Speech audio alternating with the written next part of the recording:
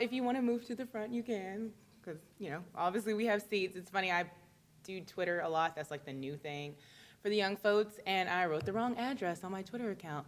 Um, so I've done a couple of readings so far, and what I usually do is read from a couple of different chapters in the book. If anyone's read the book, it's a collection of essays. So it skips around a bit chronologically and thematically. So just to give you like a taste of what the book is about, and then I'll open it up to questions, because that's really what most people have for me, is a lot of questions.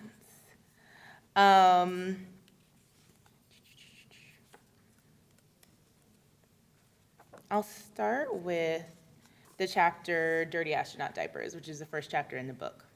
And it was actually how I sold the book off this first chapter. I became semi-obsessed with Lisa Nowak, who is the astronaut, former astronaut who drove from Houston to Orlando to talk to her lover's other lover, right? And I just thought that story was so ridiculous, because it kind of proved that no matter how successful you are as a woman, you can still go crazy.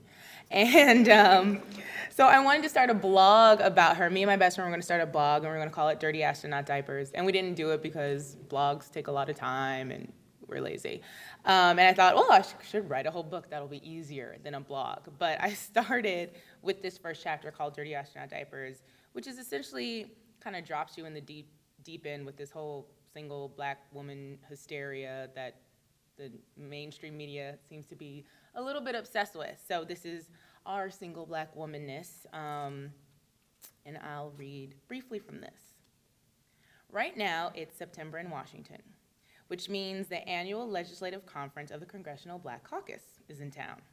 The CBC is to single black chick Washington as Fleet Week is to single white gal New York. Seamen, how about degreed men? Dude, I will be out there for the menses. Gina, my best friend, emails me in advance of flying 4 hours to spend half as many days scouring the capital city for the new American dream. Political husband, professional wife, and perfect children. We hurdled one party after another, double daring ourselves to find someone worth the spanks. Really, the whole weekend was an exercise in corporal punishment, the highlights. One guy told me I had award-winning calves. Then he handed me his business card. Sweet, but fat. Another asked me what I did for a living, and then before I could answer, he slipped me his card, which read sartorial artist, in the fancy letters that should be reserved for wedding invites. Dude, he's a seamstress, said Gina. Next. Then a friend who starred in more than a few of my mental pornos showed up with his jeans tucked into combat boots. He's gay, right? Said Gina. No. I gave serious googly eyes to a few other prospects who gave me the side eye in return.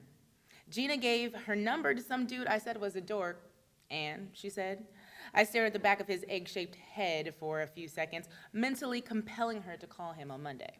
He didn't. The rest of our nights were spent pointing out who was gay, everybody, and then the weekend was over. Now we're headed home alone with each other, as usual.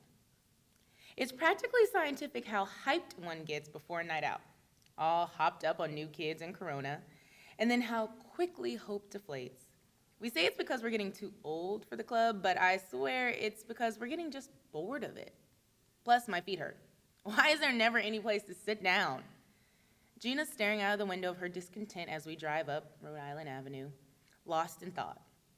I'm 28, she says, breaking the silence of a night that produced more bunions than love connections. This shit isn't a fucking game anymore, she says. I'm fucking tired, she says. It's 2008, she says. I say, and look out my own window, wondering when and having absolutely no answers for her. We go the rest of the way in silence, drag ourselves up 4 flights of stairs, and fall asleep. Tomorrow, maybe, will be different. So that's from Dirty Astronaut Diapers, the first chapter of the book. And then I'll also read. So my mother is a huge character in the book because she is a character in real life. And she has become semi-famous. People are absolutely obsessed with her. I had a huge launch party in DC, about 200 people, and people talk to her way more than they ever talk to me. Someone G-chatted me the next day and was like, I hope you know your mother was the VIP last night. You were just like an afterthought. And they love her. We were on CNN not too long ago, and since then people started calling her Miss Francis, which I think is hilarious. But this chapter, Getting My Hair Undid, was also one of the pinnacle chapters in the book that helped me sell the book. And it was about, my mother is a lesbian woman, and when I was a child, through a crazy series of circumstances, we ended up moving to Catalina Island, which is a very small island off the coast of California. And this is specifically about that and how we got there, but I'll just read a tiny, tiny bit of it. Know how I found out my family thought my mother was a crack-addicted sex fiend who dabbled in the international child slave ring and planned to sell her only daughter to the highest bidder? Over the phone and under a hairdryer. What? I said. I never told you this, she says. No. See, Frances does this.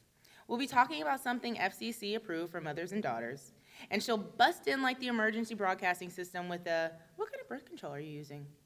Or an, I've been celibate for almost a decade. Or an, oh, so you guys are two just fuck buddies? Beep goes a filial flatline, dead. She's got something like mommy Tourette's. Even before talking, she'll actually do things that are totally unkeeping for a woman her age or sexual orientation. In a perfect world, I'd be blissfully oblivious to these random acts of kinkiness. But for the persistent photo evidence, it's as if she's leaving me Kodak crumbs, snapshot SOSs. Like the time I found a picture of her with Tretch. Yes, that Tretch, one half of the Grammy Award-winning rap duo Naughty by Nature, who famously asked, "You down with OPP?" What the hell is this? I say, ripping the 4x6 from her fridge and eyeing it up close. Oh, it's Tretch, all right. I pinch a triangle of the edge and dangle it in her direction. Oh yeah, he's a performer, she says, actually using the word performer, which proves just how wrong it is for her to be in this picture in the first place. Jesus, woman, I feign a proper degree of daughterly disgust, when really I'm proud of how utterly ridiculous she is, how totally unacceptable so many things in her life are. She is in this picture, cheesing like someone told her to, holding a glass of champagne, and wearing Tretch's arm for a shawl. This lady is old enough to be wearing shawls. According to her version of the night in question, the two of them, my mother and the hip-hop star, just happened to be in the same club celebrating the release of a porno Tretch was in. Now, she claims ignorance here. And Frances, being Frances, finagles her way into the VIP bottle service, because that's what she does. Now she's got proof of how inappropriate she is, magnetically fixed to her fridge. It was also through this Week in Pictures, the Frances Andrews edition, that I learned she'd gotten married. I was in grad school at the time, and the wedding, which I did not receive an invitation for, had taken place a few months before. The groom was this African guy named Issa, who was gay and also illegal. Frances wore garb for the ceremony, which in 5x7 looked like it took place in the kind of church basement / community center / banquet hall in which these types of marriages are held. Less than 2 years later, they were found out by the feds when neither one could remember A, the last time they had had sex, or B, which way the toilet paper rolled off the handle. Frances said 2 weeks ago and under, Issa said 2 months ago and over. The INS agent decided to be merciful and file their interview in the trash can. Better it never existed. And that's from Getting My Hair Undid. There's way more than that. I'm just giving you a taste. I will read from another chapter. In this chapter, this is actually one of my favorite chapters. It's called Walk Like a Woman. So I have, all my friends who know me, I have like a crazy obsession with walking. I walk everywhere. I never learned how to drive, which is also why. So I've never driven a car in my life, and I walk most places. I'm from Los Angeles, which is totally ridiculous because in Los Angeles you do know how to drive, need to know how to drive. But I lived in New York for many years, and now I live in DC, so it's pretty not hard to get around without a driver's license. So Walk Like a Woman is about like my obsession with walking, and that's got me into a lot of trouble. I was mugged twice in DC. This is the story of my fainting. It was a headache that scared me straight. The weather in Washington is something akin to a domesticated lion, let loose in the wild after years of drinking from a toilet. unpredictable. On this particular morning, it was freezing outside, so I wore a huge black puffy coat to work. But by the time I left that evening to start my hour-long walk home, the temperature had shot up to hot as balls. Unfazed by this, I strapped my 20-pound laptop to my back and said my goodbyes. About 20 minutes in, I sensed something might be wrong when I felt something warm and wet run down my thighs. I bent over to take a second look in between my legs to see if I had had an accident. Nope, just sweat. Lots and lots of sweat. Realizing then that I probably had a Rorschach ink blot of perspiration shaping up nicely on my ass and back, I decided leaving my coat on would be best. It would also be fitting penance for not taking the metro or the bus or a cab or a rickshaw. Once I finally got home, I threw that coat off like it was on fire, flinging it across the living room with one hand and freeing myself from my now gazillion-pound laptop with the other. I've never been thirstier in my entire life. I downed 3 highballs of Brita in as many seconds and then headed for the door again, thirsty and starving. My mouth watered for a personal pan pizza from Duccini's, about 12 blocks down the street. I could have had a larger pizza delivered. I could have taken the 90 bus straight down. I could have grown my own organic tomatoes in the windowsill and made a pizza using those and rat meat, but I didn't. I walked. By the time I got inside, the temperature in my head had to be at least 187 degrees Fahrenheit. There was a new girl taking the orders up front, which pissed me off because the African guy with the Mets cap always gave me a free Fanta. 2 10-year-olds in Catholic school uniforms played with dolls underneath the counter, and the brunette behind me got her order taken before mine. Pissed, I walked up to lean on the counter more than I should have been, my eyelids way heavier than they should have been, and I had an epiphany about the word throbbing being an example of onomatopoeia, and everyone there suddenly became stupid, fat, and ugly. Excuse me, hello? Are you gonna take my order? Jesus. I couldn't freaking believe how rude the new girl was being. I'm sorry, I didn't realize you were ready. If she was shocked by my volume, she didn't let on. Obviously, an 8-inch pepperoni. No problem, ma'am. Can I pay now? Jesus. Why the hell was this chick so slow in the uptake?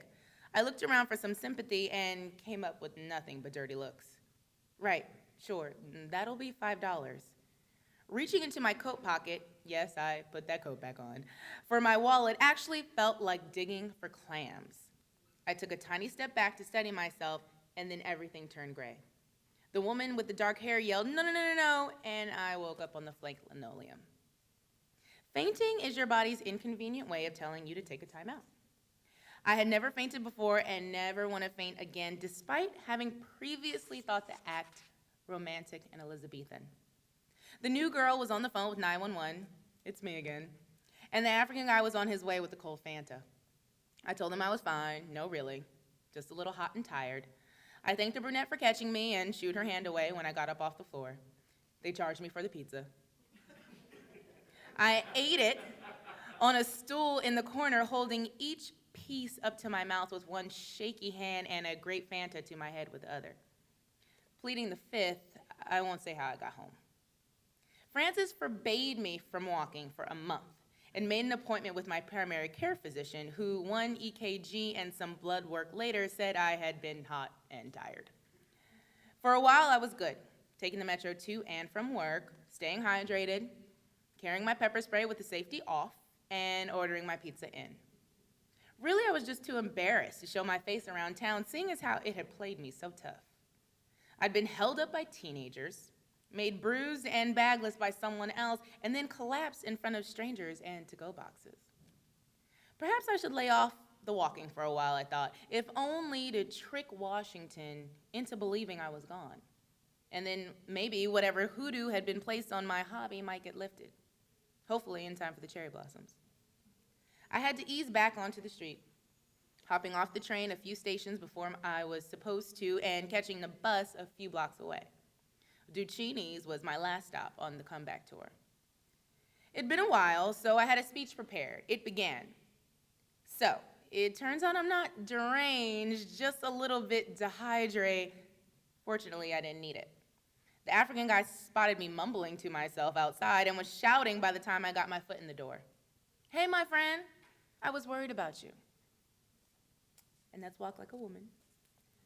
I could read more, but if people have questions and rather do that, I can answer questions about the book. Often people ask me, what's the whole title about? As well as other things. So, well, I already knew that I was going to write a collection of personal essays before I had even come up with the title. The working title of the book was Dirty Astronaut Diapers, but nobody got that but me, and nobody thought it was funny but me. So I had already been working on the book. I had written a couple of the essays already, and I knew I wanted it to be kind of like a being a black woman, being me, basically, because there had been so much at the time. This was like 2007. There had been so much, even then in 2007. Now it's like at a just insane amount. But then there had been so much written about black women as opposed to anything written by black women. So I wanted something in the marketplace by a black woman. And, I always hide behind Tina Fey. I was watching Saturday Night Live when I was trying to figure out, what we would call the book. And she said, "Bitch is the new black" on Saturday Night Live, in reference to Hillary Clinton, who's obviously a white woman, about just modern feminism, how we view women, how we view the types of women we might not really know personally, but just assume they are quote unquote bitches, whatever that means. And as soon as she said it, I thought that's genius. I got to steal that. So I called my agent the next day. I was like, "Oh, we got to put this on the proposal. We got to steal it before someone else does." And he got it too. He got it immediately. And I was wanting at first. I was like, "Why don't we do bitch is the new black ? Or like bitch isn't the new black?" And he was like, "No. Just do bitch is the new black." And people kind of hopefully get it. And people are getting it. So it wasn't like I came up with the title and then like, oh, I'm going to write a book in defense of bitches. That wasn't the case at all. I knew what the book would be, and I wanted a title that would kind of glue all of that together, glue all these like disparate essays about a lot of different things in my life and kind of make them make sense. And I just thought Bitches New Black made a lot of sense. Maybe that's my twisted mind, but it doesn't necessarily refer to black women. Obviously, I am a black woman, but it's the story of my life from beginning to middle, and black women obviously relate to it. White women have related to it. Men are reading the book. So it's about bitch being in vogue, or bitch being the perception of a certain type of woman who you might not know. Because after you read the book, maybe you don't think bitch is the new black. So that was that. No, people always ask me that. They're like, "Ew, has Tina Fey called you?" Tina Fey ain't worried about me. Tina Fey is running like a, Emmy Award-winning half-hour comedy. No, I haven't. And she actually has her own book deal, and I thought at first that like she'd be mad because I like stole it from her. But no communication with Tina Fey. I'm sure somebody sent her a book at one point, but she hasn't tried to sue me. So I think she would love it. Obviously, I want you to buy the book. If she's going after college, yes, because it's funny. Like a lot of my little cousins want to read it. I was like, no, this is 18, NC-17 only book. But what I'm like, a lot of college girls will tweet me. I'm on Twitter. I'm like obsessed with Twitter. Will tweet me, and they kind of get it because the stories. I'm 29 now, but a lot of the stories are about college, about my first job. About the wake-up call of knowing that just because you have this degree doesn't mean like, the doors to this great career are open to you, and you're going to be this perfect person. So I think there's definitely a lot in there for young women. And then women in their 20s, women who are, trying to straddle this idea of, should I be a wife and mother? Should that be important to me? Am I weird because I don't think it's important to me right now? Or any woman who's been in her 20s, you know what I mean? So I think definitely for someone headed off to college, it would make a lot of sense. Where's she going to school? Nice. Exactly, that's always the best choice. Oh, do I wear a pedometer? No, I should though. I'd be, you know what, and it's funny, people are always like shocked by how much I walk. I did a reading in New York, and I'm a Delta, so a lot of my sorority sisters were there because I pledged in New York. And we were talking about the walking chapter, and someone asked the question like, did you actually, when I first graduated from college, I lived on 128th Street in Harlem, but I had a job at Oprah Magazine on 50th Street, but it only paid $5.15 an hour. So I didn't have enough money for a Metro card, so I had to walk every day to work and back. And someone was like, "Did you really do that, or you just wrote that because it sounded fun?" I was like, "No, I'm not James Frey. I didn't make up anything in the book." No, I really did walk 80 blocks twice a day, which is about 8 miles all told. Ramen noodles were my friend. I got very small. But yeah, I've never worn a pedometer. It'd be a lot though. I walk about average like 4 or 5 miles a day, just in general. How'd I like working for O? People always ask. It's funny. I was just on just did XM radio earlier today, and someone's like, "Oh, these enviable jobs you had at Oprah magazine, at the New York Times." I was like, "At Oprah, I answered phones and like filled the candy jar, and at the New York Times, I made coffee and passed out newspapers." But I loved Oprah, and I always tell this two stories from Oprah. When I first started working there, because Gayle King, Oprah's best friend, as we all know, is like the editor at large. So she works at the magazine. She's like the liaison between the magazine and Oprah. And Gayle is like the coolest person in the universe. And I was, filling in for whoever her receptionist was at the time. And this man called, but he wouldn't tell me who he was. He was just like, "Oh, this is Mr. X, And I was like, "Oh, what is this regarding?" He's like, "Oh, she'll know. So I go into her office. I was like, "Oh, Mr. X called, but he wouldn't tell me who he was." And she was like, "Oh, that's my baby daddy." And like, it was like, patch him through. I was like, "Oh, you're hilarious." And then the one other time, I tell this story all the time about Oprah. I only met her, quote unquote, once. Like, she's never met me. I met Oprah once. And I made $5.15 an hour, which ended up being about like $180 a week with taxes and whatever. And right before Christmas, like something was going on in my bank account, like the right check wasn't coming in, and it was all this weirdness. And I kept calling my bank, and they were like, "Oh, something's going on with your paycheck." And I was like, "Oh, mad." I was like, "I only make $188 a week. This is ridiculous." And then we go in the next day, like right before the Christmas holiday, and Oprah has given every single person that works there a week's pay. For Christmas, and I have never needed $188 more in my life. It was like ridiculous, and this is out of her pocket because the magazine is owned by Hearst Magazine Corporation, which owns a bunch of magazines, and she just, out of the Oprah Harpo money, just gave everyone a week's pay, even us lowly interns, and we were so grateful. It was like the most amazing thing ever.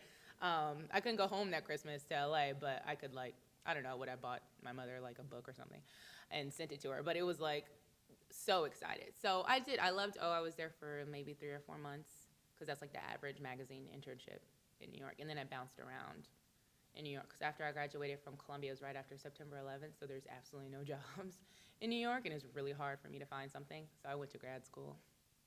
I was like, "Oh, I can't find a job. Let me spend more money on school." That was my idea. The last book I read was Winch by Dolan Perkins. Excellent book. And I met Dolan. She lives in D.C. with her husband, and she's great.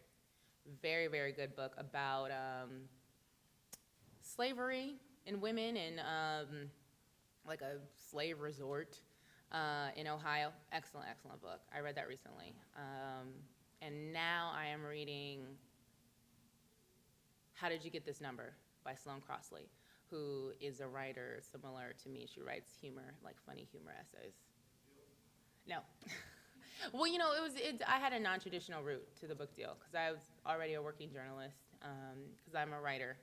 Because, there's a lot of books by people who are not writers, by like comedians or actors. But I am a writer. So I was working at the time at Politico, which is an online political magazine, which makes absolutely no sense because I hate politics. And I knew I always wanted to write a book. And a friend of mine had who had just written a book called This Is Your Country on Drugs. And I told him what I wanted to write. I wanted to write like the story of me and my mother and like just like this like long memoir about like childhood basically. And he was like, "Oh, I think that's a good idea. You should meet my agent." So I met his agent and we worked together on that idea for a couple of months. And then we had this lunch and he was like, "I think you could do something different. I think you could do something like a little bit more commercial. There's a lot of memoirs by young women coming out right now. Like, do you have anything to add to that conversation?" I was like, "Yes, I do." Actually, because I didn't see anything by Black women, and I thought that would be a great addition to the marketplace. So I pitched him that idea, and he was like, "Oh, that's great. Let's work on that." And we started working on that, like, say, in April, and then the book was sold by August. Yeah. And then we sold the movie rights to the book. Yeah. Mm-hmm. To Shonda Rhimes, who's the producer of Grey's Anatomy and Private Practice. So you're off the ramen noodles now. Not quite.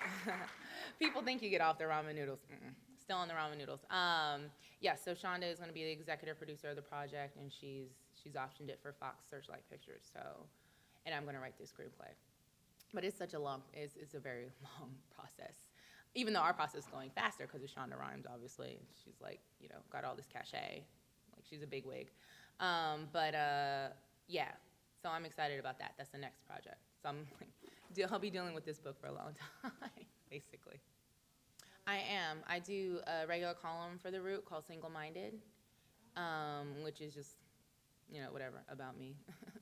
About me living in D.C., being single, and being like a modern young woman. And then I contribute to a blog called Politics Daily. And they have a feminist blog on politics and pop culture called Woman Up. And I've contributed to there as well. So those are like my jobs, I guess, even though I really don't have a job. In the book, I started writing the book in October 2008. And I finished the first draft by April 2009. So however many months that is, like 9? 6? Okay. Sarah came. I was an English major. So it took me that long to like write the first draft, and then we spent like 4 months ripping it apart, basically, where I did absolutely nothing but edit the book. I live in DC, but my mother lives here in Atlanta, and I stayed with her, which was good because I just did nothing. I didn't hang out with anyone. I just like edited the book. The editing process, that's a real process. Like writing the book, I won't say it's easy, but that's the easy part. And then other people read it, and then you have to, go through it and rip it apart. But I'm a journalist, so I was kind of used to that process. Thank God. Otherwise, it would have been terrible. No, I warned her. I never warned her. She got no warning. Anything. No. And it's funny because she kept wanting to read the book. She knew I was writing the book, and I was writing everything. No, didn't pull any punches. And, she kept saying, like, let me read it. I need to know what you're writing. I was like, no, I don't want anyone to read it because that's my process. I don't like to have people read anything I write until I'm done, because then you're writing about, like, what people think you should be writing about as opposed to what you should be writing about or what you feel you should be writing about. So I didn't want her to read any of it. And she came to visit me in D.C. for Thanksgiving. I was like, oh, I'm going to make Thanksgiving dinner or whatever. And she came to visit me, and I just bought my dog. So we were, like, having this, like, little family thing. And went on my laptop, unbeknownst to me, and copied some chapters from the book and sent them to herself and read them. But she didn't tell me this till later, and she was like, oh, and then like she would mention stuff, and I was like, what are you talking, how do you know that? And she was like, oh, well, I saw it on your laptop, and I was like, that is breach of privacy, is illegal. But yeah, that's the only time she actually got to read stuff. And then when the galley was finished, I sent her a galley. But by the time the galleys are done, there's pretty much nothing you can do about it. That is the funniest story in the book. I think that I didn't expect to like become a big deal, and it did. So Maureen Dowd, who's a columnist at the New York Times, who I met when I was a news assistant there. And again, my job at the New York Times was to answer crazy phone calls, pass out newspapers, make coffee, and know where the plastic forks were. And if you like pushed, you could get some stuff in the paper, and that's obviously what I was doing. But whatever. It was Maureen Dowd, and then it was like me. But she was always very nice to me. And then when I got my job at Politico, she sent me flowers and balloons, like, very nice. So she would always tell me, because I wasn't necessarily covering Barack, but I would like drop in and do some Barack and Michelle stories, obviously, because I was the only black person working there at the time. And I would see Maureen every now and then at things. And she would always say, like, oh, I want you to meet this guy. And I'm like, I guess, And then her assistant, who I also know, was like, Maureen wants you to have drinks with him. She wants you to meet him. And I was like, all right, fine. So we met, and her assistant actually came. I didn't write that in the book, but she was actually there with us. And he was like super late because he was like coming in from a different state, because this was like during the campaign, right? So he was busy. And it was just, he was very nice person. But I wrote about it in the book because I wanted to write about the fact that people assume, and this is everyone assumes this, my own mother assumes this, people assume that, if you're black with a bachelor's degree, another black person with a bachelor's degree, and you guys will make a love connection, and you will be the next Michelle and Barack, and the real life Cliff and Claire, as opposed to not having anything in common, because I think people who really knew him probably like, you're not gonna like that Helena girl. And, people who knew me were probably like, good friends. He was very nice, and like, total gentleman, walked me home, and he was like, oh, I'd be honored to, take you out again. Of course, like, we emailed each other like twice after that, and then that was it. But I wrote about it in the book, not to like throw Maureen under the bus or say like she was like racist or anything, but specifically because I wanted to explore like the new new race relations, I think, in 2010, and how people view race, especially how people view, like, you know, young, single African Americans. And I get that all the time when I'll meet people, be they white, black, whatever, and they're like, oh, how are you single? Oh, I've got this guy. I'm like, no, you don't. Don't worry about it. I'm just fine. You know, I meet plenty of guys. I'm cool. You know, I'm single as in my tax filing status. So, you know, I do. I do. They're not all black. You know, I have Jewish friends who can't wait to get married. I have, you know, one of my closest friends is Mexican, and her parents want her to get married, like, now. You know, you know, and these are successful women. These are lawyers. These are, like, business people. These are people who work on Capitol Hill and who like their lives, but, you know, who feel a lot of pressure. But I do have a lot of girlfriends who are like, yeah, I want to get married. I'm 30, 32, 33, and I'm doing what I like to do, and I would love for someone to do it with me. And I think women in general are finding it harder to meet men, especially women in, I think, like, urban environments, because there's more of us than there are of them. It's a numbers game. And because you might be really busy. You know, I feel like a lot of my friends are really, really busy. So you got to kind of make time for it. And sometimes you don't want to make time for it. I don't want to make time for it right now. But I do have friends who want that. And I have friends who are married. You know, I'm going to a baby shower on August 14th. I'm the godmother to my line sister's third child, you know, and she's been married for 7 years.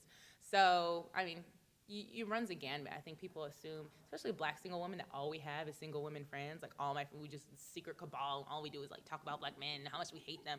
Like, no one ever does that. Half my friends are married, a quarter of them have kids. Some of them are single and absolutely loving it, and some are single and looking. So. Okay. Do we have any more questions? No? Okay.